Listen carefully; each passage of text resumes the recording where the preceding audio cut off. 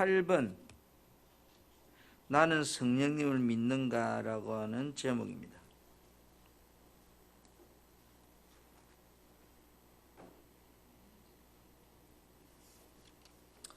우리가 지난 수요일 날 나는 예수님이 누구란 사실을, 하나님의 사실을 믿는가. 근데 그래 물으면 다 믿는다 아멘은 해요. 그죠? 그런데 막상 어떻게 믿느냐 물으면 묵묵부담이에요. 쉽게 말해서 듣기는 들은 것 같는데 내 것이 아니기 때문에 답을 못하는 거예요. 그러니까 아무리 지식이 많아도 내 것이 돼야 돼요. 그래야 우리가 방어를 할 수 있습니다. 우리 8가 우리 큰 소리 한번 제목 시작. 나는 성령님을 믿는가. 자, 오늘 요절 말씀 요한일서 5장 6절 말씀 같이 봅니다. 시작. 이는 물과 피로 임하신 이시니 곧 예수 그리스도시라. 물로만 아니요 물과 피로 임하셨고 증언하는 이는 성령이시니 성령은 진리니라. 아멘. 예. 책 바로 들어갑니다. 우리 믿음의 대상은 성부와 성자와 성령 삼위 하나님이십니다. 성령님은 진리이자 하나님이십니다. 우리의 믿음의 대상이십니다. 나는 성령님을 진리신 하나님으로 믿고 있습니까? 나는 누가요? 성령님이 진리란 사실을, 또는 나는 성령님이 하나님이란 사실을 믿는가라고 하는 질문입니다. 첫째, 제목 시작. 나는 성령님이 진리이신 하나님이심을 믿고 있는가. 어떠세요? 같이 읽어봅니다. 이 시작 시작. 이 세상에 모든 존재하는 것은 진리일 수 없습니다. 진리는 불변이기 때문입니다. 이 우주 만물에서 불변이신 분이 계십니다. 하나님과 예수님과 성령님이십니다. 또 이 세 분을 증언하는 것은 하나님의 말씀입니다. 그 가운데 성령님에 대한 말씀을 성경을 통해서 정리합니다. 성령님은 진리이십니다. 자, 여러분, 나는 하나님 말씀만 대하면, 신바람이 납니다. 나는 하나님 말씀만 대하면 너무너무 행복합니다. 너무너무 행복합니다. 아멘.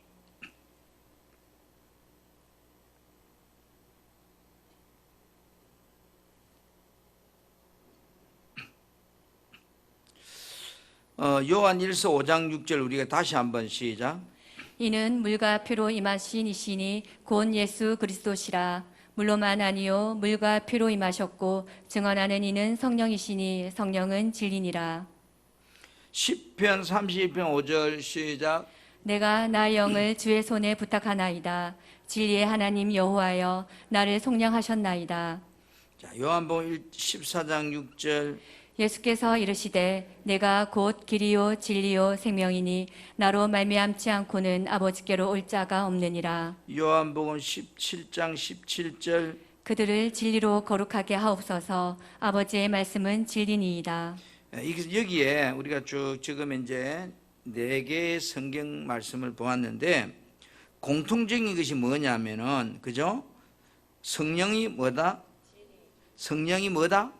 성령이 진리다는 거죠. 그죠? 요한 1서 5장 6절은 성령은 진리다. 그 다음에 10편에서는 진리의 하나님이다. 내가 나의 영을 주의 손에 붙더니 나의 영이 성령입니다. 진리다. 책에 대면 꺼내보세요. 요한복음 10편에도 내가 꼭 길이고 진리다. 그 다음에 아버지 말씀이 진리다. 여러분, 진리라는 것이 무언가 하면, 진리는 변하지 않는 것, 시간과 공간이 아무리 흘러가도 처음 그대로인 것, 그거를 진리라고 그래요. 변하는 것은, 창조물은 다 변하죠. 그렇죠? 창조물은 다 변합니다. 아무리 좋은 것도 갖다가 시간이 지나면 변하는데, 그러면 결론적으로 변하지 않는 것이 뭐냐면 창조주만 변하지 않는다는 거예요. 창조물은 다 변한다는 거죠. 그러니까 쉽게 말해서 우리가 창세기 1장에 태초에 하나님이 천지를 창조하시니라 말씀하면서 그 다음에 요한 1서 3장에서도 그죠? 함께 창조했다는 말씀이 나올 때 그 성부와 성자 성령은 결국은 창조주다는 거죠. 자, 질문을 우리 한번 정리해 봅시다. 요한복음 5장 6절에서 성경은 성령님을 어떻게 선포하고 계십니까? 성령님은 진리임을 선포하고 계십니다. 자, 그러면 10편 31편 5절에도 하나님은 어떤 분이라고 그래요? 진리의 하나님이십니다. 진리 하나님이다. 요한복음 14장 6절에 의하면 예수님은 어떤 분인가요? 길이요 진리요 생명이신 분이십니다. 우리가 예수님으로 말미암지 않고 하나님 아버지께 갈 수가 있습니까? 없습니다. 없다. 나는 예수님을 말미암아서 하나님 갈 수 있음을 믿습니까? 아멘 아멘 그러면 예수님은 곧 진리란 사실을 믿습니까? 아멘 아멘 예수님은 곧 하나님께로 가는 길이란 사실을 믿습니까? 아멘 아멘 자, 예수님은 곧 생명이심을 믿습니까? 아멘 아멘 요한복음 우리 17장 17절에 의하면 우리를 거룩하게 하는 것이 무엇이래요? 진리입니다. 진리는 누구인가요? 아버지의 말씀입니다. 자, 말씀이 진리임을 여러분은 믿습니까? 아멘 아멘 진리가 나를 거룩하게 한다는 사실도 믿습니까? 아멘 아멘 그런데 진리는 성부와 성자와 성령과 말씀임을 믿습니까? 아멘 아멘 성령이 진리이심을 여러분 정말로 믿는가요? 아멘 아멘 자, 이놓고 우리가 다시 넘어봅시다. 다 넘겨서 페이지. 두 번째 제목 시작. 나는 성령님이 창조주 하나님이라는 사실을 믿고 있는가? 이 주제는 우리 앞에서 했던 것과 겹쳤던 주제일 거예요. 그렇죠? 하나님에 대해 이야기할 때 성령님은 창조주이십니다. 하나님이시지요. 성령님에 대한 존재와 전능한 능력을 확신하는 것은 우리 신앙생활에서 절대입니다. 그죠? 말씀을 통해 성령님 진리이자 하나님이심을 인정하고 우리는 모셔드려야 합니다. 성령님과 함께 성령님을 따라서 성령과 동행하여야 합니다. 자, 나는 하나님 말씀만 대하면 시바람이 납니다. 나는 하나님 말씀만 대하면 너무너무 행복합니다. 우리 창세기 1장 1절에서 2절 말씀을 같이 한번 합독합니다. 시작. 태초에 하나님이 천지를 창조하시니라. 땅이 혼돈하고 공허하며 흑암이 깊음 위에 있고 하나님의 영은 수면 위에 운행하시니라. 이게 하나님의 영이 성령입니다. 자, 사도행전 5장 3절 4절 시작. 베드로가 이르되 아나니아야 어찌하여 사탄이 내 마음에 가득하여 내가 성령을 속이고 땅값 얼마를 감추었느냐. 땅이 그대로 있을 때에는 내 땅이 아니며 판 후에도 내 마음대로 할 수가 없더냐. 어찌하여 이 일을 내 마음에 두었느냐. 사람에게 거짓말한 것이 아니요 하나님께로다. 이 말씀을 다시 우리 질문으로 바꿔봅시다. 태초에 누가 천지를 창조하셨습니까? 하나님이 천지를 창조하셨습니다. 성부 하나님 혼자 천지를 창조하셨습니까? 아닙니다. 하나님의 영이신 성령님이 함께 일하셨습니다. 처음 창조시의 세상은 어떤 상태였습니까? 땅은 혼돈하고 공허하며 흑암은 깊음 위에 있었습니다. 그런 상황에서 누가 일하셨습니까? 하나님의 영이신 성령님이 일하셨습니다. 성령님은 무엇을 하셨습니까? 수면 위에 운행하셨습니다. 자, 여기서 운행하셨다는 것은 무슨 의미일까요? 성령님이 이 혼돈과 공허와 흑암을 품어 안으시고 천지를 만드시는 일을 하셨다는 것입니다. 자, 성령님은 천지를 만드실 때 성부와 성자와 함께 일하신 하나님이심을 믿습니까? 아멘 아멘 성령님에 의해서 혼돈과 공허와 흑암이 질서와 삐뚤어 바뀌었다는 것을 믿습니까? 아멘 아멘 지금도 성령님이 역사하시면 우리 인생의 혼돈과 공허와 흑암이 떠나갈 줄 여러분 믿습니까? 아멘 아멘 자, 73페이지요. 성령님은 새롭게 하는 분이심을 믿습니까? 아멘 아멘 사도행전 5장 3절에 베드로가 아나니아에게 한 말을 우리 정리해 보겠는데요. 5가지인데 자 봅시다. 첫째는요. 어찌하여 사탄이 내 마음에 가득하였느냐. 둘째. 내가 성령을 속이고 땅값 얼마를 감추었느냐. 셋째. 땅을 판 후에도 내 마음대로 할 수가 없더냐. 넷째. 어찌하여 이 일을 내 마음에 두었느냐. 다섯째. 너는 사람에게 거짓말을 한 것이 아니요 하나님께로다. 자, 이게 무슨 너는 사람에게 거짓말한 것이 아니고 하나님께 한 것이다. 자, 그러면 지금 아나니아가 속인 것은 누구입니까? 성령님이었습니다. 그렇죠. 성령님을 속였는데 결국은 누구를에게 거짓말했단 말이 된 거죠? 하나님께 거짓말을 한 것입니다. 하나님 거짓말이 됐다. 이로 볼 때 성령님이 하나님이라는 사실을 믿습니까? 아멘, 아멘. 하나님께 드리기로 약속한 것을 드려야 된다고 믿습니까? 아멘, 아멘. 그럼 선한 것은 반드시 또 지켜야 한다는 것도 믿습니까? 아멘, 아멘. 그 다음 세 번째, 자, 우리 제목 한번 시작. 내 신앙에 반드시 성령님이 필요함을 믿고 있는가? 한번 물어볼게요. 자, 여러분 신앙에 성령님이 정말 필요한가요?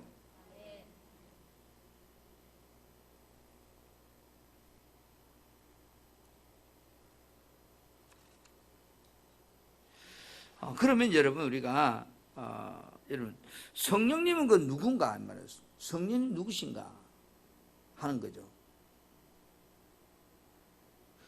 우리는 책은 여기 덮어 놓으시고요. 우리는 성령님의 정체에 대해서 많이들 사람들이 오해를 해요. 성경은 성령님의 정체에 대해서 뭐라고 말하고 있는가? 간단하게 딱 말하면 성경은 성령님이 따라다 하나님이라고 공포하신다. 공포하신다. 좀 전에 이야기했던 성령이 하나님이다.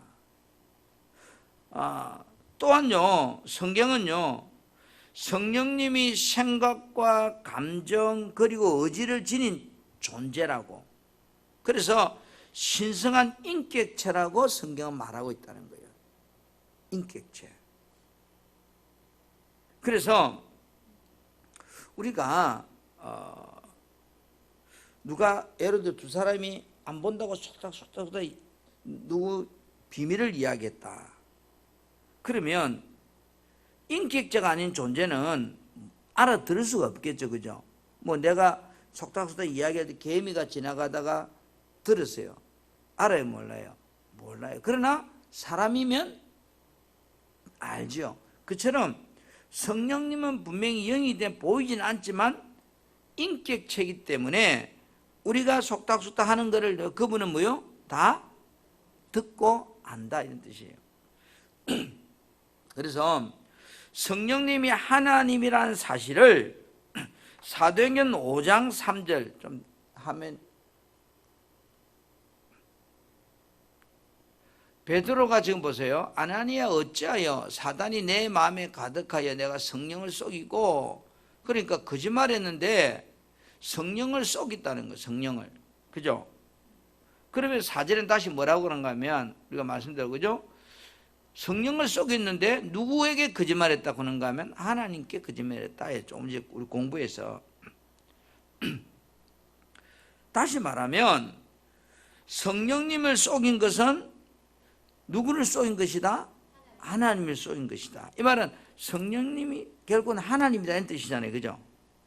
그렇기 때문에 우리는 성령님이 하나님의 속성들을 가지고 있기 때문에 성령님이 하나님이라는 것을 우리는 뭐요? 알 수가 있어요. 그래서 한번 봐보세요. 하나님은 무소부재하시죠. 그런데 성령님도 무소부재하시거든요. 자, 시편 139편 7절 내가 주의 영을 떠나 어디로 가며 주 앞에서 어디로 피하리까 이랬거든요. 그러면 주의 영을 떠나 어디로 간단 말은 성령님이 안 계신 곳이 없다는 이 말이에요. 다시 말해서 성령님은 무소부재하시다 이 말이에요. 하나님도 안 계신 곳이 없잖아요. 무소부재하시다. 이 말씀 보면 내가 주의 영을 떠나 어디로 간다 이 말이에요. 그러니까 주의 영이 안 계신 곳이 없다 이 말이에요. 그러니까 동일하게 성령님도 하나님처럼 무소부재하신 분이다 하는 걸 이야기하죠. 그럼 하늘에 올라갈지라도 그죠? 내가 피할 수 없고 안 계신 곳이 없으니까. 그 다음에 하나님은 우리를 전지하시다고 하잖아요. 전지하시다 하나요. 근데 성령님도 전지하시거든요. 고린도전서 2장 10절 보세요. 오직 하나님이 성령으로 이것을 우리에게 보이셨으니 성령은 모든 것과 하나님의 깊은 것까지도 다 통달했다. 그죠? 하나님의 기쁨까지 다 통달했다. 그 다음에 11절 사람의 일은 사람 속에 있는 영 외에 누구 알리? 이와 같이 하나님 일도 하나님 영 외에는 아무것도 알지 못한다. 이 말은 똑같이 지금 이제 성령님이 뭐 하다는 거예요? 전지하다. 모든 걸 알고 있다. 하나님 모든 걸 알고 있잖아요. 성령님도 동일하게 모든 걸 알고 있다. 이런 뜻이거든요. 그 다음에 우리가 성령님은 다양하죠. 성령님이 생각과 감정과 의지를 지녔기 때문에 우리는 감정과 지정의를 지닌 존재를 갖다가 인격체라고 이렇게 표현해요. 인격체. 여러분을 왜 인격적인 존재라고 하는가 하면 지정의를 가지고 있기 때문에 그래요. 그죠? 성령님도 우리와 동일하게 생각과 감정과 의지를 가진 존재거든요. 그래서 여러분 고린도전서 2장 10절을 한번 보세요. 고린도 2장 10절 여기 보면 오직 하나님의 성령으로 이것을 우리에게 보여서 성령은 모든 것보다 하나님 기쁜 것 통달한다 이랬잖아요. 그러니까 성령님의 생각은 모든 것을 다 통달한다. 그러니까 성령님은 뭐 한다는 거야? 생각하신다는 거야. 생각. 어떻게 해요? 우리가 생각이나 그죠? 그 다음에 에베소 4장 3절 보세요.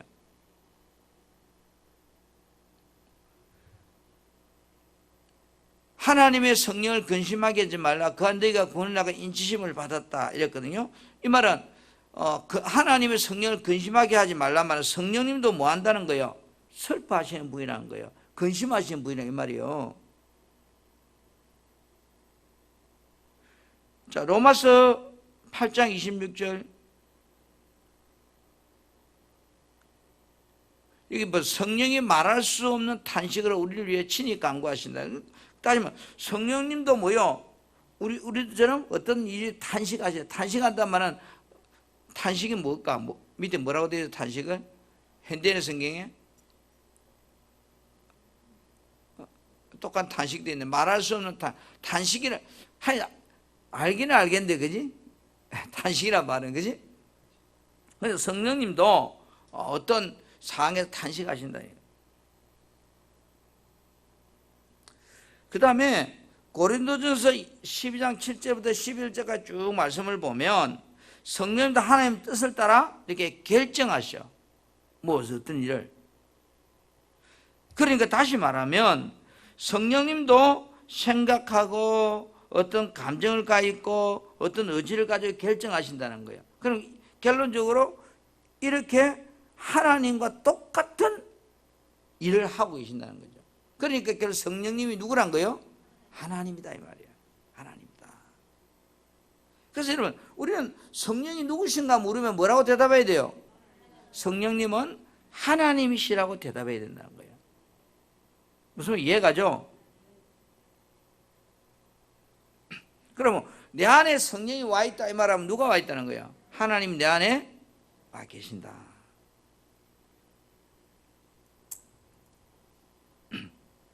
자, 그럼 우리가 두 번째로 그럼 성령 세례가 뭐냐? 성령 세례. 응? 여러분 성령 세례 받았어요? 에? 안 받았어요? 언제 받았어요? 언제 받았어요?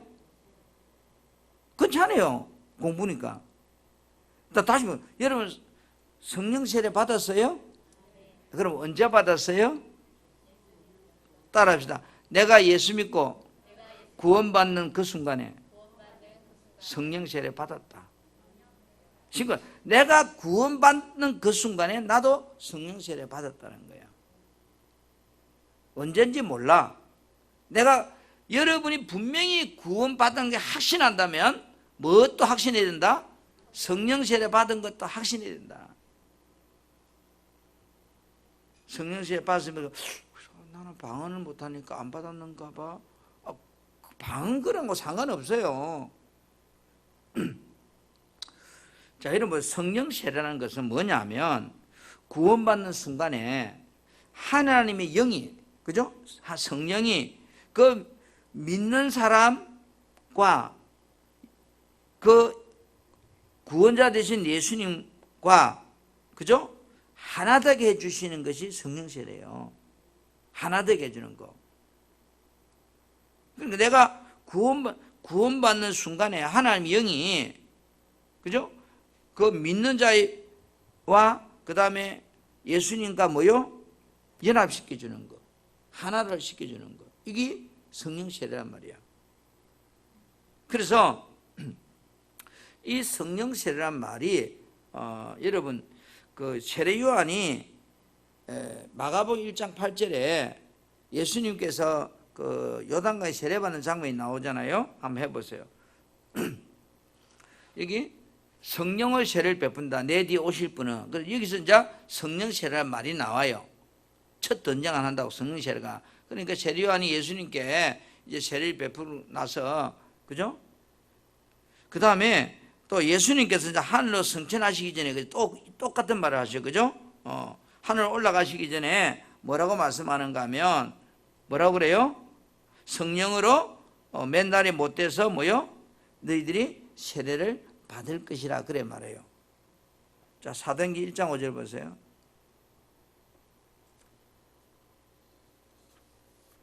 사도행전 1장. 자, 이게 요한은 성령으로 세례를 받으라 그랬죠. 그 다음에 사도행전 2장 넘어가서 1절부터 4절에 보면 마가의 다락방이 나오죠. 오순절 마가의 다락방이 나오면 그죠. 그 다음에 홀연히 바람같이 소리가 나오고 그 다음 해처럼 불이 해처럼 갈라지고 그 다음 다 성령 충만을 받고 그 다음 시작.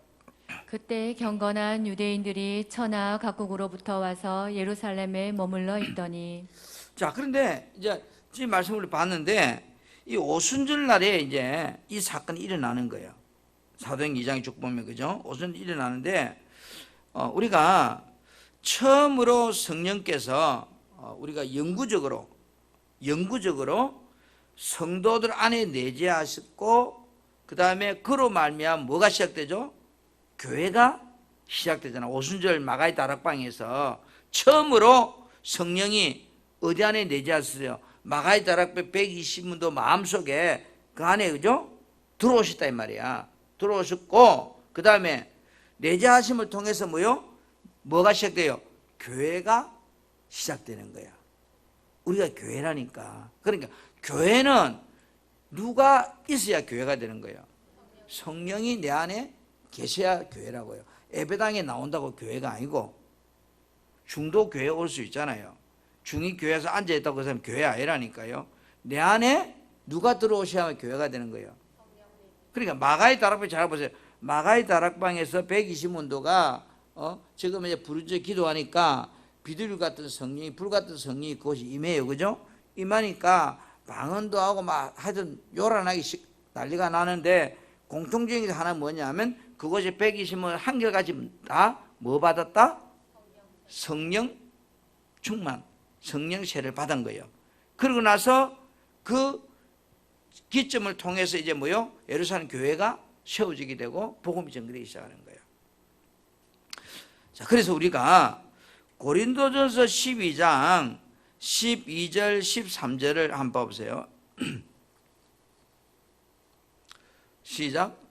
몸은 하나인데 많은 지체가 있고 몸의 지체가 많으나 한 몸인과 같이 그리스도도 그러하니라. 그렇죠. 쉽게 말해서 몸은 한 개인데 손발, 귀, 코 다 있는 것처럼 우리 그리스도도 하나이나 우리 지체는 이와 같다는 거다. 우리가 유대인이나 헬라인이나 종이나 자유인이나 다 한 성령으로 세례를 받아 한 몸이 되었고 또 다 한 성령을 마시게 하셨느니라. 자, 잘 보세요. 밑에 보면 한 성령으로 모두가 세례받았다, 침례받았다. 여러분 저도 장로교 목사지만 그렇게 해보고 싶은 마음, 침례를 행하고 싶은 그런 마음은 참 많이 있어요. 우리는 이 장로교에서 세례를 줄 때 이걸 약식 세례라 그래요. 병원에서 죽어가는 사람이 있을 때 그 사람을 지금 이제 임종이 임박한 사람을 물속에 주는 수는 없잖아요. 그 다음에 전쟁이 일어나온 전쟁터에서 지금 이제 그 사람을 물속에 주는 수 없잖아요. 그래서 이 약식 세례가 시행되게 된 거예요.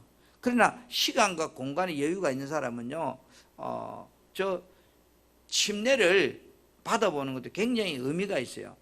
여러분, 세례가 뭐예요? 나는 죽고 예수 사는 거잖아요. 침례 받을 때 이렇게 여러분이 강이라 치면 이 머리를 잡고 허리에 손을 대고 거꾸로 쳐박는 거예요. 그러면 어떻게 해서 코 속으로 물이 들어가면서 숨이 한번 해봐. 지금 모욕탕에 가서 한번 해봐. 그러면 순간적으로 죽는다는 느낌이 딱 들어. 무슨 이해가죠? 침례를 해보면 그래요. 그래서 뭐 순복음이나 침례교 이런 계통은 다 침례를 행하거든요. 장로교만 약식 세례를 하는데, 그래서 죽는다는 것이 뭔가 한번 경험해 보는 거죠. 세례란 말이 그거죠. 나는 죽고 예수를 다시 사는 거니까. 우리는 고마 이렇게 성부와서 이러니까 아무 느낌이 없는 거야. 정말 숨이 넘어가도 한 10초 정도 담그면 정말 죽어요. 한 5초만 담가도 죽을 것 같아 막. 그러면 와, 이게 죽는구나 이래. 그는 푹 하나 넣으면서 후 살았네 이래. 그처럼 여러분들이 이 침례라는 개념이 그 말인데, 그래서 여기 보니까 모두가 뭐요? 한 성령으로 세례를 받고 한 몸이 되었다. 그다음 한 성령님을 모시게 됐다. 이랬거든요. 그러니까 우리가 다시 우리 성경 올리세요. 개정 성경 내려주세요.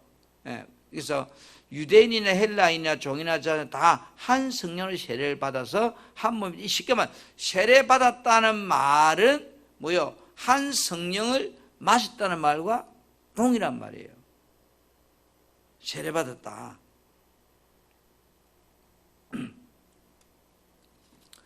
그래서 우리가 이 모두가 성령으로 세례를 받았다는 증거를 우리가 여기서 좀 말하고 있는데, 모든 신자들의 구원을 의미하는 것이 뭐냐면 세례받았다. 내가 구원받았다 이 말은 세례받았다 이 말이잖아요. 무슨 이해가죠? 그래서 세례받았단 말이나 내가 구원받았단 말이나 같은 의미상의 용어들이죠.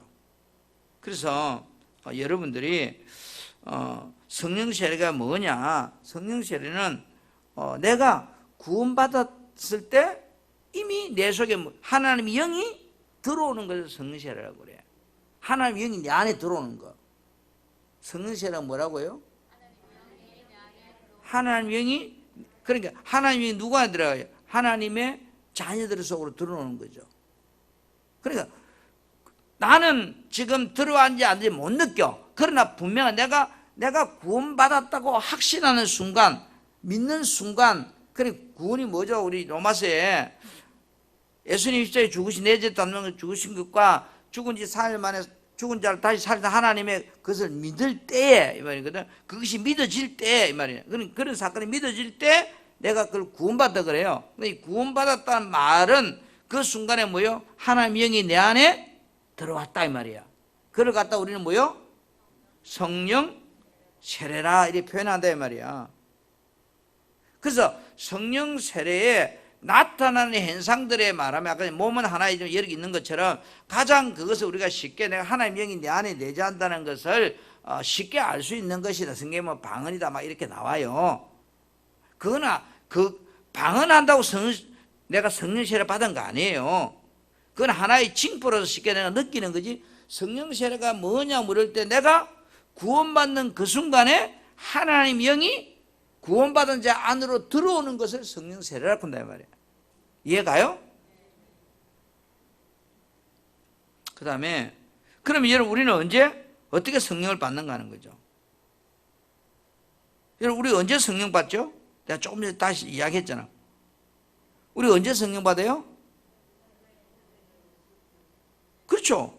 예수 그리스도를 나의 구주로 믿는 순간, 그렇죠. 그래서 성령 받았다고 분명히 여러분 믿으시라니까. 내가 예수 그리스도를 나의 구주로 시인하고 믿는 그 순간에 나도 뭐 받았다고? 성령 받았다고 믿는 거예요. 내가 성령 받았나 안 믿었나? 조금 전에 우리 고린도서 12장 13절에 한 성령을 마신다 했잖아요. 그런데 보세요. 로마서 8장 9절에 한번 보세요. 로마서 8장 9절 시작. 만일 너희 속에 하나님이 영이 거하시면 너희가 육신에 있지 아니하고 영에 있나니 누구든지 그리스도의 영이 없으면 그리스도의 사람이 아니라. 여러분, 그리스도 영이 없는 사람은 그리스도 사람이 아니란 말이야. 이 말은 그리스도 영이 성령이잖아요. 그래, 내 안에 성령이 없는 사람은 구원받은 그리스도인이 아니라 이 말이야. 그럼 구원받은 그리스도인이라면 누구나 막론하고 반드시 뭐가 있다는 거예요? 성령이 이 안에 들어와서 내주한다는 거예요. 무슨 말 이해 가세요? 그럼 언제 내가 성령 받았는가 물으면 언제 받았어요? 내가 구원받은 순간 받았다. 몇 년, 며칠 받았습니까? 또 그래 물어, 그 사람들이. 그거 몰라도 돼, 그래. 니는 몰라도 돼. 왜? 누구든지 그리스도 영이 없으면 그리스도의 사람이 아니라고 하잖아요. 그러면 그리스도 사람이라면 당연히 뭐가 있다는 거예요? 그 성령이 있다는 거예요. 내가 못 느끼고 있을 뿐이지. 여러분, 인치 있단 말은 내 거다 이 말 아니에요. 여러분, 에베소 1장 13절. 에베소서 1장 13절. 그 안에서 너희가 진리의 말씀, 아까 진리의 말씀 같은 말입니다. 진리의 말씀 듣고 너희의 구원의 복음을 듣고, 그죠? 구원의 복음 듣고 그 안에서 또한 믿어 약속의 성령으로 뭐 했다? 그러니까 구원의 복음을 듣고 내가 그 안에서 구원의 복음을 듣고서 그 구원의 복음 안에서 내가 믿어서 약속의 성령 인치심 받았다는 거예요. 인치심이란 말은 이제 도장 찍었다 이 말이야. 구원받은 자라고. 그러니까 성령이 내 안에 계신 자라면 구원받은 자라니까. 그러면 그 사람은 지금 죽어도 천국 갑니다. 이래 볼 때 싸움질이나 하고 댕기고 욕이나 하고 댕기고 막 그래도 그 사람은 뭐요? 구원받은 자가 맞다면 어디 갑니까? 천국 갑니다. 구원받은 자. 그럼 우리는 그 사람을 평가하는 단지 우리는 행동이나 어떤 행위를 보고 우리는 판단을 보죠. 그 우리 판단은 틀릴 수도 있어요. 그죠? 그 인치다 이 말이 똑같은 겁니다. 자, 그래서 성령은 구원의 순간에 주어지는 것이 라고 하는 것이 맞는 말이에요. 성령 언제 받았나 이런 물으면 뭐 머리 건져서고 어렵게 생각하죠. 성령은 내가 구원받는 순간에 내 안에 들어오셨다. 이렇게 하는 것이 가장 여러분 현명한 생각이에요. 정리가 되는가요? 그래서 성경의 많은 부분이 우리의 구원은 그리스도를 구주로 영접하는 순간에 뭐요? 구원이 보장되는 거죠. 구원은 언제부터 구원이에요? 예수 그리스도를 나의 구주로 영접하는 순간부터 구원이 시작되잖아요. 그래, 그것과 동시에 성령도 같이 들어온단 말이에요. 영접하는 순간에. 그래서 여러분, 성령을 받는 것, 우리가 성령 받는 것을 갖다가 성령의 내주하심이라고 그래요. 성령이 내 안에 계시는 걸 내주라고 그래요. 그래서 성령 받는 것은 구원받는 순간에 일어나는 거예요. 성령이 내 안에 내주하시는 거는 이 중요한 겁니다. 왜 그러냐면 하도 신천지 뭐 만천지에서 시끄러워서 그래. 구원파들에서.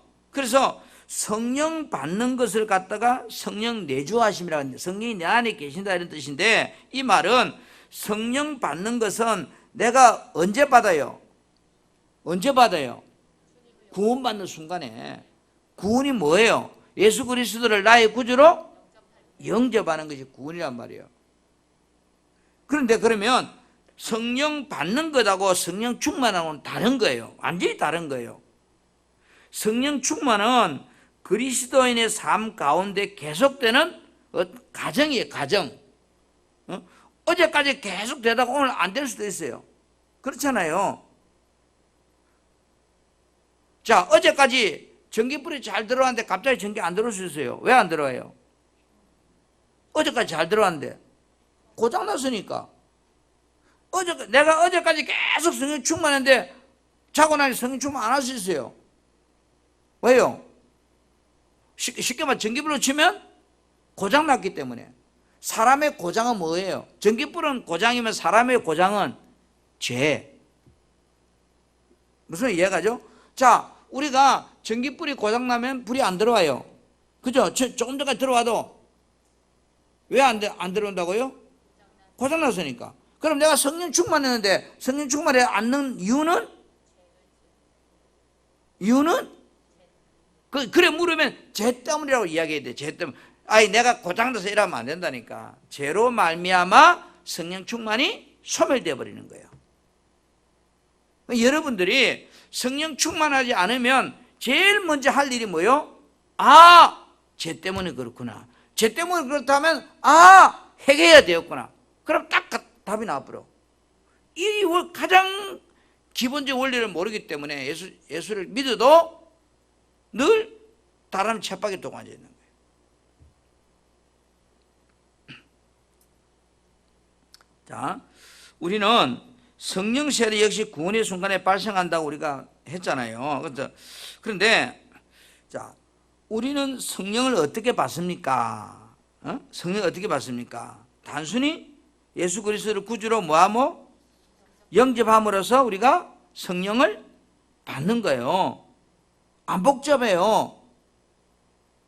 성령 받는 거나 구원 받는 거나 안 복잡해요. 여러분 구원 받는 게 어려워요? 구원 받는 거는 예수를 나의 구주로 영접하고 믿으면 되는 거예요. 내가 노력할 필요 없어요. 믿기만 하면 되는 거예요. 그죠? 그러니까 내가 구원 받는 게 쉽다면 성령 받는 것도 성령이 내주하는 것도 굉장히 쉬워요. 자 보세요. 내가 깡패예요. 깡패인데 어떤 목사님이 와가지고 깡패님 죄송하지만 예수 믿고 천국 갑시다. 어떻게 하면 믿는데요? 이래 하면 됩니다. 예, 나도 예수 믿을게요. 깡패요. 근데 따라했어요. 예수님 나의 구주 영접했어요. 그 삶은 깡패예요. 지금도. 그런데 예수님을 구주 영접했단 말이에요. 정말로. 그러면 성령님도 그 순간에 그 사람 마음속에 들어가셨단 말이에요. 내주하셨단 말이에요. 성령으로 하지 않으면 예수를 구주라고 할 수 없다고 했잖아요. 그러니까 동일한 말씀이란 말이야. 자꾸 우리는 성령 충만하고 헷갈리는 거예요. 성령 충만은 별개. 성령 충만 내가 뭐예요? 노력해야 돼요. 구원 받는 게 쉽듯이 성령이 내 안에 들어오는 건 쉬워요. 근데 성령 충만은 내가 열심히 노력해야 돼야 되는 결과물이에요. 그래서 다시 묻습니다. 여러분 언제 성령 받았죠? 내가 예수 그리스도를 나의 구주로 영접하는 순간에 내가 성령 받았습니다. 구원하고 연결되어 있다. 되죠? 자 그러면 나중에 이야기할게요. 그러면 구원받은 자에게 성령이 떠나갈 수 있을까? 구원받은 자에게 성령이 떠나갈 수 있을까요? 구원받은 자에게 하늘이 두 쪽이라도 성령은 떠나지 않습니다. 내가 영원토록 너와 함께하는 겁니다. 그러니까 내가 구원받았다고 믿다면 제가 좀 그랬잖아요. 구원받은지 안 받은지 우리 사람의 기준은 우리는 몰라요. 그러나 원칙적으로 이야기해요. 자 그러면 봅시다. 성령으로 충만할 수 있는 우리가 갖다가 성령 충만해 그죠? 성령 충만할 수 있는 방법이 무엇인가 말이에요. 어떻게 해야 성령 충만할 수 있는가? 성경에 보면 성령 충만은 말씀과 기도로 된다 했는데 그것도 맞지만 더 정확하게 말하면 성령 충만은요 말씀과 기도로만 되는 게 아니에요. 문제는 목사님 된다겠다, 또 안 된다겠다. 자, 이래놓고 여러분이 관심이 보이죠. 자, 보세요. 우리가 성령 충만을 이해하는데 중요한 구절은요. 자, 요한복음 14장 16절.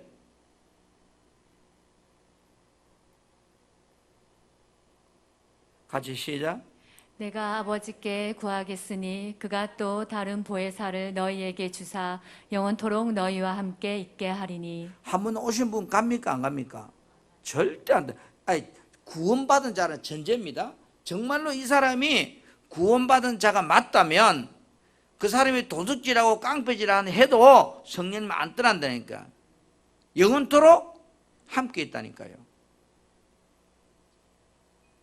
이 말은 함께 있단 말은 내 안에 내주하신다는 내주, 내 안에 계신다는 뜻이거든요. 그래서 여러분 우리가 성령 충만하고 성령의 내주하심을 구별하는 게 굉장히 중요해요. 자꾸 내가 도둑질하고 살면 성령님 떠나시는 것 같다, 그렇게 생각하면 안 돼. 자, 보세요. 내가 목사인데 내 구원의 확신이 있어요. 근데 내가 목사인데 나도 잘못하고 우연히 가서 사람을 죽였어요. 그럼 성령님 떠나서요? 살인했다고? 살인했다고 안 떠나요. 그죠? 내가 분명히 목사님 구원받는 확실한데 내가 가다가 잘못해가 내가 사기를 쳤어요. 어떤 사람한테. 내가 사기꾼이 됐어요. 그럼 성령 떠났습니까? 안 떠난다니까요. 그래, 내주라고 하는 자체는 구원받은 자에게는 안 떠난다니까. 단지 보세요. 내 안에 계셔도 아무 일도 못하죠. 무슨 이해가 갑니까? 아무 일도 못해. 그래서 성령의 영원한 내주하심은 우리가 여기서 좀 정리를 해봅시다. 보면 그 성령은 예수님 안에서 모든 믿는 자에게 예외 없이 주시는 뭐예요? 선물이에요, 선물. 그러니까 구원은 뭐예요? 은혜의 선물이잖아요. 그렇죠? 내가 노력해서 한 거 아니잖아. 믿었기 때문에 주은 거잖아요. 그처럼 성령님도 그리스도 안에 모든 믿는 자에게 누구에게 주시는 다 공통된 헬라이나 바레세나이 다 뭐요? 선물이에요. 근데 이 선물을 받기 위해서는 조건이 있어요. 뭐 한 사람에게 이 선물 준다? 예수 그리스도를 믿는 믿음의 조건이 있어야 돼요. 그렇죠?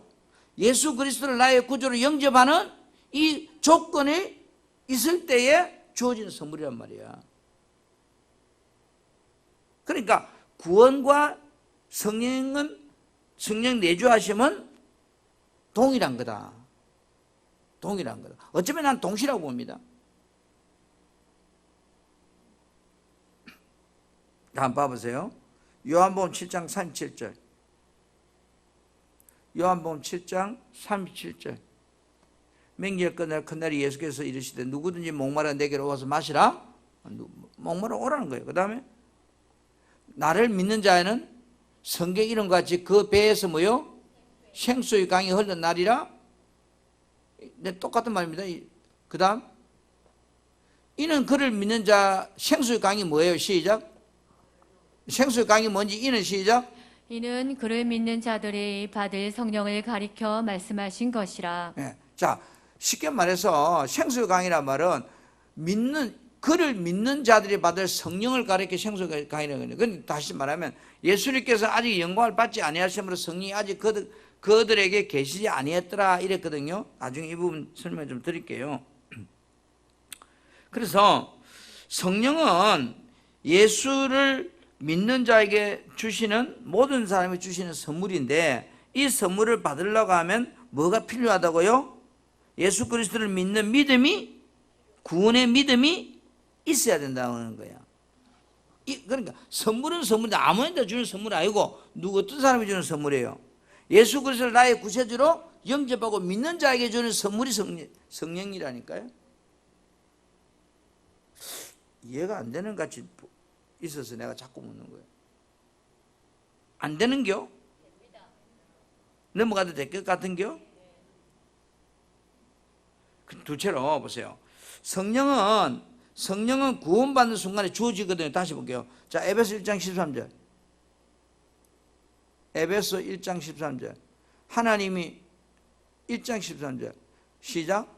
그 안에서 너희도 진리의 말씀 곧 너희의 구원의 복음을 듣고 그 안에서 또한 믿어 성령의 지심을 받았으니. 이거 동시잖아요. 잘 보면. 어? 진리의 말씀이 구원의 기쁜 소식을 듣고 그리스도를 믿게 되며 하나님께서 이를 확인하는 표로 뭐요? 저 사람이 구원받았다는 확인한 표로 성령을 우리에게 주셨다 그랬잖아요. 그러니까 동시죠. 여러분 코로나 맞고 나면 코로나 맞았다고 하는 확인이 문자로 딱 뜨잖아요. 안 뜹니까? 2차 접종 끝나면 맞았다고 하긴 뭐 줘요? 에? 안 줘요? 준다는데. 자, 이게 뭐 또 동시잖아. 잘 보세요. 밑에 현대인의 성경 시작. 그리고 여러분도 진리의 말씀인 구원의 기쁜 소식을 듣고 그리스도를 믿게 되었으며 하나님께서는 이를 확인하는 표로 약속하신 성령을 우리에게 주셨습니다. 구원의 표로 주시는 것이 성령이라니까. 이 사람 구원받았다고 하는 표로 주는 게 성령이라니까. 그러니까 구원과 성령은 동시다 이 말이야.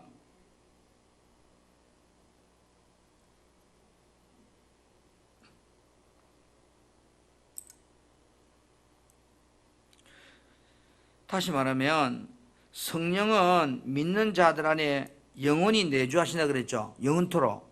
그죠? 그런데 성령은 그리스도 안에 있는 장래의 어떤 영광에 대한 보정, 증명으로 우리에게 주시는 건데, 자, 다시 보세요. 고린도후서 1장 22절. 고린도후서 1장 22절.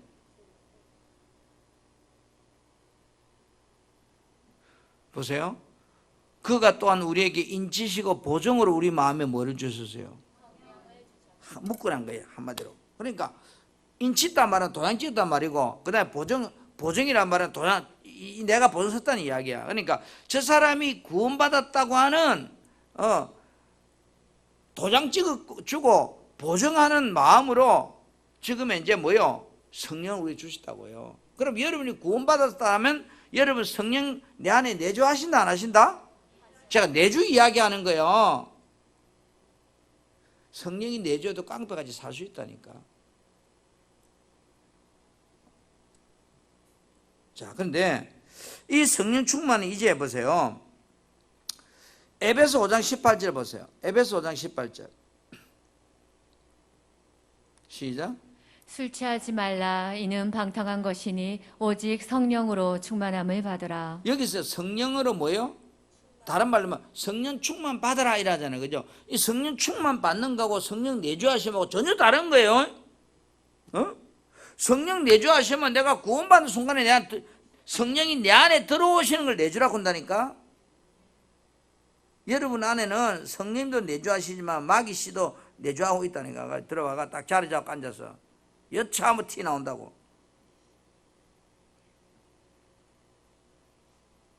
마귀는 언제 들어왔죠? 응? 내가 태어나는 순간에 아담 씨로. 그죠?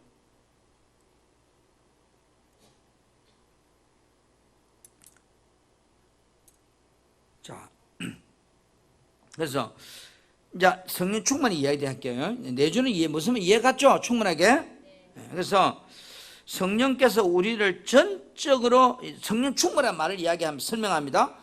성령께서 나를 전적으로 소유할 수 있도록 내 안에서 충만할 수 있도록, 그죠? 성령께 내가 완전히 뭐요? 순종 복종하는 것을 갖다가 성령 충만이라고 그래. 성령 충만이란 말은. 자, 다시 보세요. 자, 로마서 8장 9절 보세요. 로마서 8장 9절. 만일 너희 속에 하나님이 거하시면 내 육신 안에 있지 아니하고 영에 있나니. 그죠? 그러니까 내 안에 하나님이 거하면 내가 육신 안에 안 있다는 거예요. 무슨 이 말을 바꿔 말하면 내가 물속에 있으면 공기가 없는 거와 똑같은 거예요. 내가 여기 있으면 지금 공기가 이래 나를 감싸고 있는데 내가 바닷물 속에 들어가 버리면 공기가 없는 거, 물이 나를 감싸는 거예요. 무슨 말 이해 갑니까? 그래서 우리가 성령께서 모든 성도들 안에 거하지만, 그죠? 구원받는 순간 내 안에 들어온다 했겠죠? 모든 성도들 안에 거하지만 그분께서, 여러분 보세요. 그분 성령께서 근심할 수 있을까 없을까요? 자, 내가 구원받았어요. 그런데 내가 도둑질 했어요. 깡패질 했어요. 그러면 내 안에 계신 성령님이 근심할까 안 할까? 여러분이 낳은 자식이 있는데 이놈 자식이 나쁜 짓 해요. 엄마가 근심이 돼요 안 돼요? 저놈 새끼 저렇게 커서 뭐 될까 하고 걱정이 되잖아요. 그러니까 성령님이 내주와 충만은 다르다는 걸 기억하셔야 돼. 그래서 성령님이 내 안에서 뭐요? 에베소 4장 3절 하나님의 성령을 근심하게 하지 말라 이랬잖아요. 그래서 성령님도 뭐요? 내 안에서 내가 성령님이 원하는 삶을 안 살면 뭐한다? 근심하신다 이 말이야. 도둑질하고 미워하고 싸우고 이러면, 그렇죠? 그래서 우리 안에서 그분의 활동이 뭐요? 소멸돼 버린다는 거예요. 근심한다 말은 성령이 아무것도 안 하신다. 내 안에서 안 한다고 내 안에 안 계신 게 아닙니다. 아무것도 안 하시는 거예요. 다시 말하면 데살로니가전서 5장 19절 봐요. 데살로니가전서 5장 19절. 살전 성령을 소멸하지 말며, 그러니까 이 밑에 한대로 성경 시작.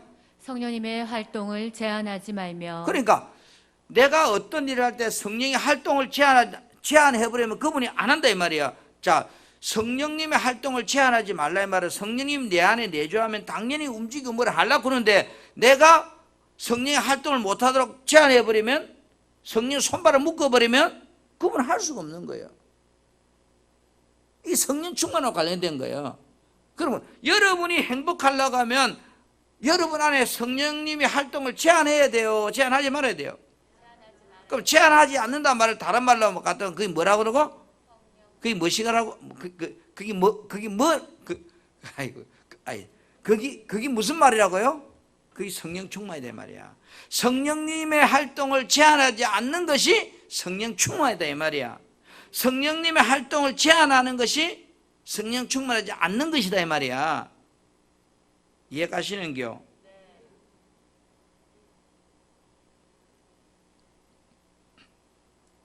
그래서 우리가 성령의 활동이 하시는 일이 제한되지 않도록 우리는 해야 돼요. 그래서 우리가 성령으로 충만하다는 것은 다른 말로 말하면 이런 겁니다. 그분이 나를 인도하시고 주관하시고 나의 삶의 모든 부분을 마음껏 그분이 장악해가지고 나를 지배하고 있다. 이걸 갖다가 성령 충만한 상태에 있단 말이에요. 나를 그분이 완전히 지배하고 있다. 그러니까 나는 오직 뭐요? 복종. 자, 그러면 성령의 능력이 나를 통해 행사되면서 우리가 행하는 것이 뭐로 나타날까요? 하나님이 열매로 나타나죠. 열매, 결과. 다시 말해 그걸 갖다 우리 성령의 열매라고 그래. 열매로 나타나는데 성령 충만은 우리가 어떤 내부적인 행위 이런 것도 적용되는 것이 뿐 아니라요. 좀 더 보면 우리의 말과 우리의 어떤 마음가짐과 이런 게 다 관련이 있다고요. 그러니까 내가 말을 뭐 나쁘게 한다든지 욕하든지 이런 거 다 관련이 있단 말이야. 성령이 열매를 나타나는 데는.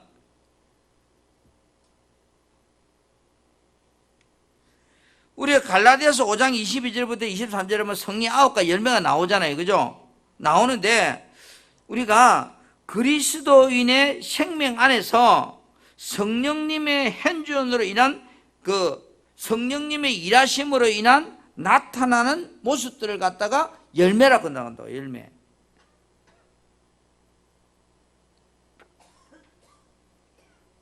여기까지 이해가 되는겨? 자, 그러면 보세요. 죄는 제가 그냥 전기불이 오다가 안 들어오면 고장났다 그랬잖아요. 그러니까 사람이 성령 충만하다 안 하면은 뭐 문제다? 죄 문제다. 그래서 죄는 성령 충만을 방해해요. 그래서 하나님께 순종하는 것은 성령 충만을 유지해요. 굉장히 중요한 겁니다. 하나님 말씀에 순종하는 것은 성령 충만을 유지하는 방법이고, 성령 충만을 방해하는 것은 죄 짓는 거예요. 그러니까 순종과 성령 충만은 밀접한 관계가 있는 거예요. 그래서 성경을 다 한번 봐보라고. 순종하는 사람은 다 충만해요. 그래, 하나님 충만하니까 어떤 일이 일어나요? 놀라운 일들이 일어나는 거야. 에베소 5장 18절에 우리가 성령으로 충만하라고 말씀하잖아요. 그죠? 그래서 성령 충만을 위한 기도가 기도 충만만 아니다 이 말이야. 말씀과 기도 충만만이 아니다 이 말이야. 성령 충만은 말씀과 기도로 되어진다. 이 말은 말씀과 기도를 통해서 뭐요? 내 삶에 순종이 되게 한다 이 말이야. 그러니까 성령 충만하려면 뭐가 따라와야 되는가 하면 순종이 따라 들어와야 돼. 그래서 순종이 되려고 하니까 말씀과 기도를 통해서 내가 뭐요? 순종하는 믿음으로 바뀌어지니까 내 안에 성령 충만이 일어나더라 이 말이야. 그래서 내가 성령 충만을 말씀과 기도를 됩니다 이렇게 해버리면 50%밖에 안 맞는 거라고요. 그래서 우리가 하나님의 명령에 뭐 할 때? 순종할 때. 성령께서 내 안에서 뭐요? 당신이 하고 싶은 대로 막 나를 가지고 다 역사하신다 이 말이에요. 우리가 언제 기도합니까? 순종 안 될 때. 그죠? 그래, 기도는 결론 기도한다 이 말은 다른 말로 바꾸면 뭐예요? 내가 회개한다 이 말이에요. 내 삶에 대해서. 우리는 여전히 죄에 오염되어 있기 때문에요. 그런데 아까 이제 우리는 태어날 때보다 내 안에 누가 들어와 있어요? 원수가 들어와 앉아 있어. 원수가 들어와 앉아 있기 때문에 죄로 아담이 후손들이기 때문에 죄로 오염되어 있기 때문에 항상 성령 충만한다는 것은 가능할까 불가능할까? 불가능해요. 항상 성령 충만한 그 사람은 아마 사람 아니에요. 살다 보면 막 성질도 빵 내고 싸우기도 하고. 성령 충만하면 싸움이 됩니까? 안 되지. 부부싸움 한다는 이야기는 성령 충만 안 한다는 이야기잖아요. 그죠? 욕심 부린다는 이야기는 성령 안 한다는 이야기. 우리는 사람은 365일 성령 충만할 수가 없다는 거예요. 안 된다는 거예요. 왜? 이미 죄가 나를 붙잡고 있기 때문에. 죄가 붙잡고 있다면 욕심이 나를 붙잡고 있단 말이에요. 그래서 우리가 죄를 지으면 곧바로 하나님 앞에 뭐요? 고백하는 것. 그래야 우리가 고백하면 나를 뭐요? 성령의 인도하심 속으로 끌고 들어가는 거야. 그러니까 회개라고 하는 것이 왜 필요한가? 우리는 365일 성령 충만할 수 없기 때문에 그래요. 우리가 365일 성령 충만할 수 있으면 회개 필요 없어요. 그죠? 성령 충만한데 무슨 회개할 게 있어요? 순종이 되는데. 자, 정리합니다. 어떻게 하면 성령 충만할 수 있는가? 그 점 이야기했잖아요. 그래서 성령 충만과 성령 내재는 다르다는 걸 이야기 들었어요. 그러면 우리가 성령님의 능력 있잖아. 성령의 능력. 성령의 능력이 하나님의 능력과 동일한 겁니다. 아까 우리 하나님 같은 거기 때문에 같은 건데 생략해야 돼. 시간이 없어.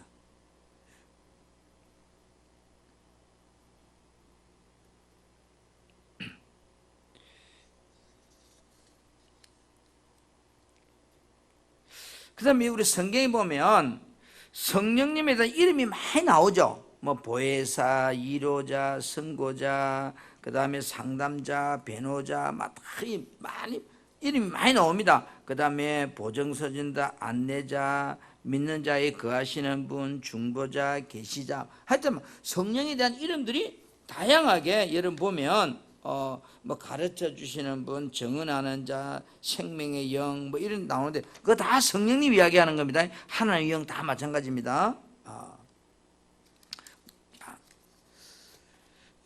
하나 더 하고 책을 마무리하겠어요. 자, 그러면 아까 우리 믿는 자에게 성령이 떠날 수 있는가? 믿는 자에게 절대로 못 떠나요. 왜 그런가 하면 간단히 말하면, 자, 성령은 참된 신자를 결코 떠나지 못해요. 근데 신약의 많은 다른 구절에서도 막 말씀하고 있는데 보세요. 로마서 8장 9절에 보면, 자, 한번 보여주세요. 로마서 8장 9절에 누구든지 그리스도의 영이 없으면 그리스도 사람이 아니겠잖아요. 그러니까 그리스도인이라면 성령이 있다는 거야. 무슨 이해가죠? 구원받은 자가 확실하다면 성령이 있다는 거야. 이거 여러분 늘 의식해야 돼. 내가 구원받은 자가 확실하다면 내 안에 누가 계신다? 성령이 내재한다는 걸 믿으셔야 돼. 내가 도둑질하니까 성령이 없다 이렇게 생각하면 안 돼. 도둑질 할 때도 있고 사기칠 때도 있고 있는 거야. 그런데 그 안에 있지만 그분이 뭐예요? 아무것도 못 하신다. 충만하지. 자, 충만할 때 그분이 일하시는 거니까. 그렇기 때문에 여러분 우리가 성령께서 결코 믿는 자를 떠나지 않는다는 것을요, 여러분들이 아까 인치다, 그죠? 보증서 줬다 그랬잖아요. 그러니까 내가 그리스도인이 맞다면 성령은 절대로 안 떠난다. 이 생각을 가지셔야 돼. 그런데 재미있는 것은 보세요. 구약에서는 그리스도 죽음과 부활과 성천 이전에, 그죠? 그러니까 아까 제가 처음에 얘기했잖아. 마가의 다락방에서 이제 보혜사 성령을 보내실 것인데, 그죠? 아직까지 뭐요? 이 일이 예수님이 부활하시고 하늘 올라가시지 않기 때문에 이루어지지 않은 거예요. 근데 그리스도의 죽음과 부활과 성천 이전에는 성령은 사람들과의 관계에 있어서 어떻게 하면 오셨다가 떠나시는 관계예요. 필요하면 오셨다가 사명이 끝나면 떠나시는 관계예요. 구약시대는. 무슨 이해가요? 보세요. 성령께서 사울왕과 함께 거하셨지요. 그죠? 기름 부으시니까. 그 나중에 사울에게서 성령이 떠나요, 안 떠나요? 떠나버렸어요. 자, 우리 신약을 본다면 구원받은 자에게는 성령이 떠난다, 못 떠난다? 안 떠난다 했잖아요. 영원토록. 그러니까 아까 이제 예수님께서 내가 간 후에는 이런 그 며칠 내가 보다 말았어.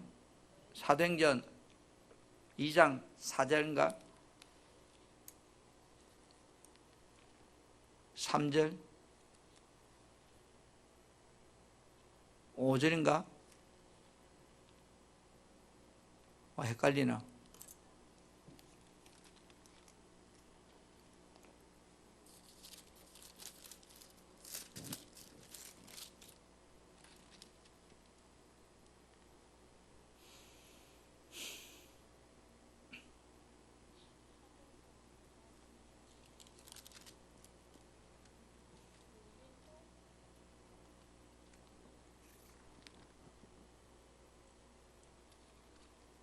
일장이니 1장 1장 4절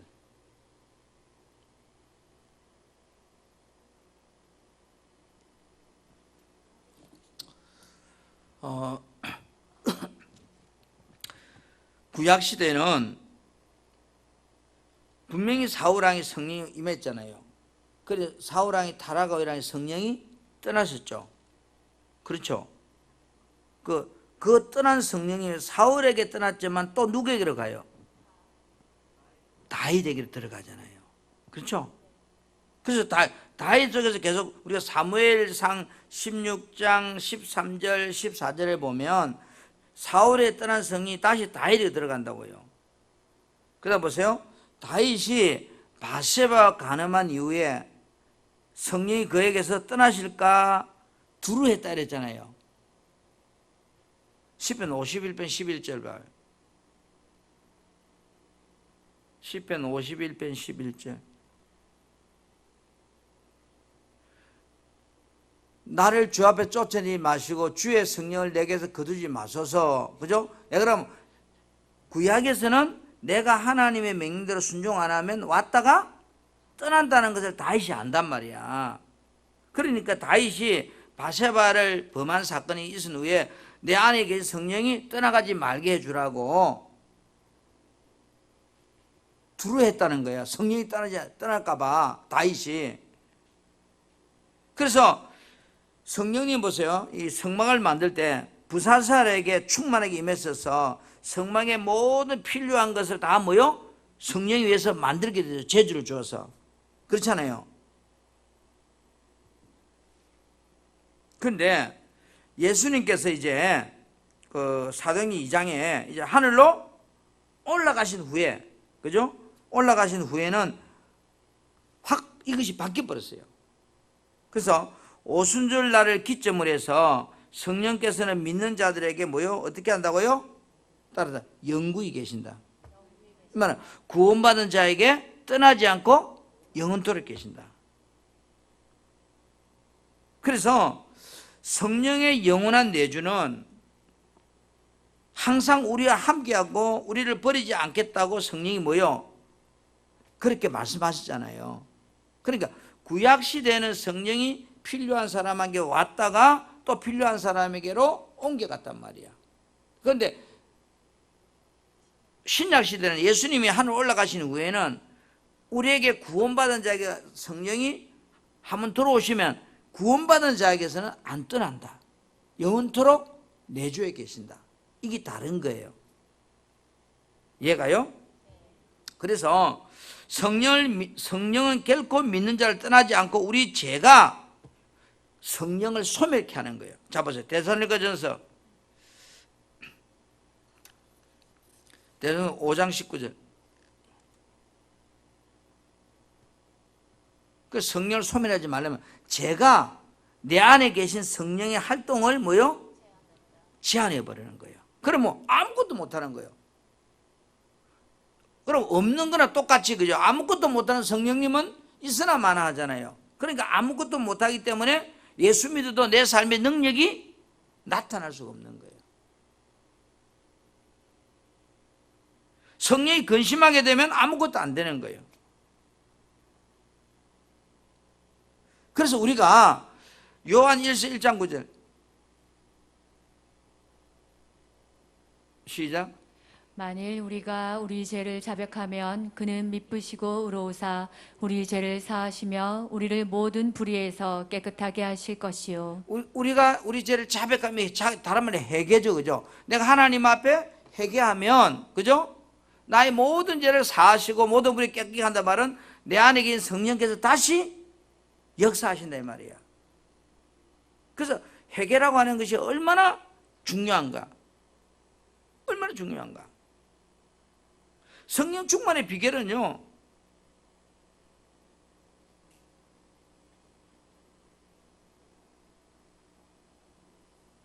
근데 우리가 이제 방언에 대해서 성령 받았다는 증거, 가장 쉽게 알 수 있는 하나의 증거다 이렇게 표현하는데, 여러분 방언 안 해도 성령 받은 거예요. 예? 무슨 이해가죠? 시간이 없어서 성령에 대한 말씀은 너무너무 양이 엄청나게 우리가 다뤄야 될 게 많지만, 자, 책으로 다시 돌아옵니다. 이래놓고 3번, 내 안에 반드시 성령이 필요함을 믿고 있는가?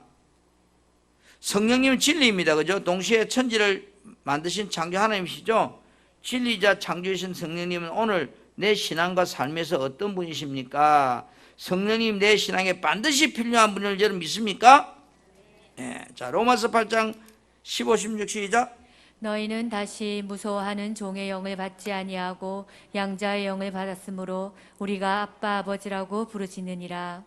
성령이 친히 우리의 영과 더불어 우리가 하나님의 자녀인 것을 증언하시나니. 고린도서 12장 3절 시작. 그러므로 내가 너희에게 알리노니 하나님의 영으로 말하는 자는 누구든지 예수를 저주할 자라 하지 아니하고 또 성령으로 아니하고는 누구든지 예수를 주시라 할 수 없느니라. 그러니까 구원받는 순간 성령이 내 안에 내주에 왔다는 게 그러니까 성령으로 아니고는 예수를 나의 주라고 예수가 나의 주라면 나의 구원자라 말이거든. 내가 예수님 나의 구원자라고 고백하는 그 사람 속에 성령이 들어와 있다는 거예요.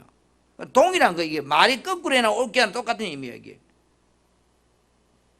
자, 예수 안에는 오늘 우리가 받는 영은 무슨 영입니까? 양자의 영이신 성령입니다. 우리가 양자의 영인 성령을 받았으므로 하나님을 향해 어떻게 부를 수 있습니까? 아빠, 아버지라고 부를 수 있습니다.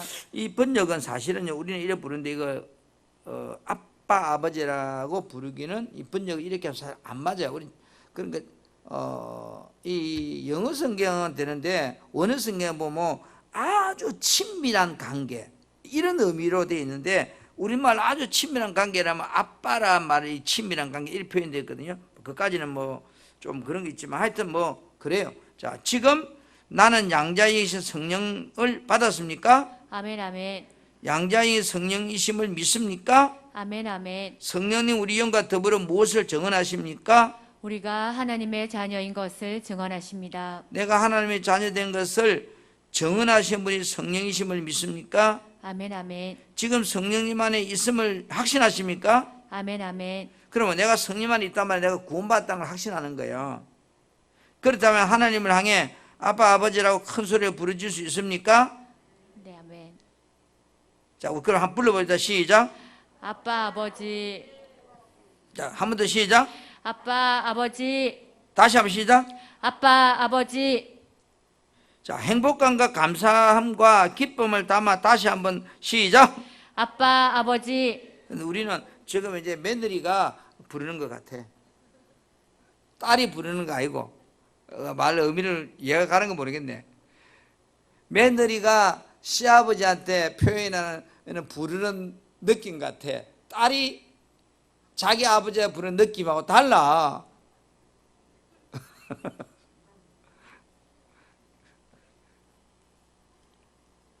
자, 그 다음 넘어갑니다.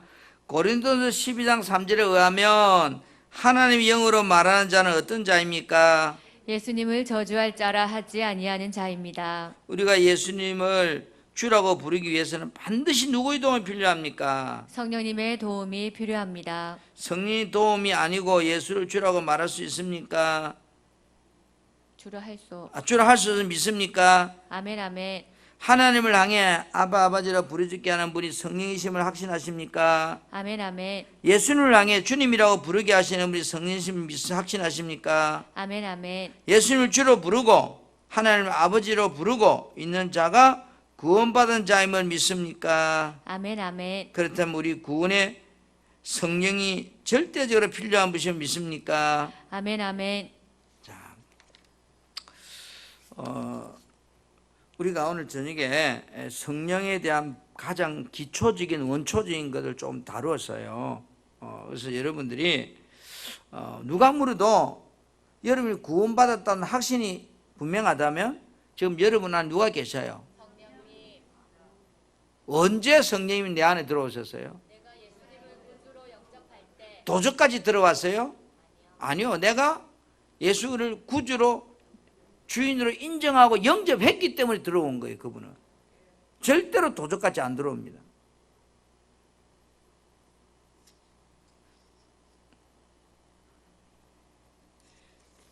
자, 봅시다. 우리 오늘 핵심 말씀 7가지 정리 첫째 시작. 성령님은 진리이시구나. 둘째. 하나님과 예수님과 성령님과 말씀만이 진리이시구나. 셋째. 성령님은 천지를 창조하신 하나님이시구나. 넷째. 성령님을 속이는 것은 하나님께 거짓말하는 것이구나. 다섯째. 성령님을 통해서만 하나님을 향해 아빠 아버지라 부르짖을 수 있구나. 여섯째. 성령님을 통해서만 예수님을 주라 시인할 수 있구나. 일곱째. 오직 성령 충만해야 하는구나. 자, 우리 밑에 제일 밑에 봅니다. 나는 성령님이 진리신 창조 하나님을 믿고 있으며 성령님을 통해서만 하나님의 양자가 되어 아빠 아버지라 부르고 예수님이 나의 주가 되심을 믿고 있는가?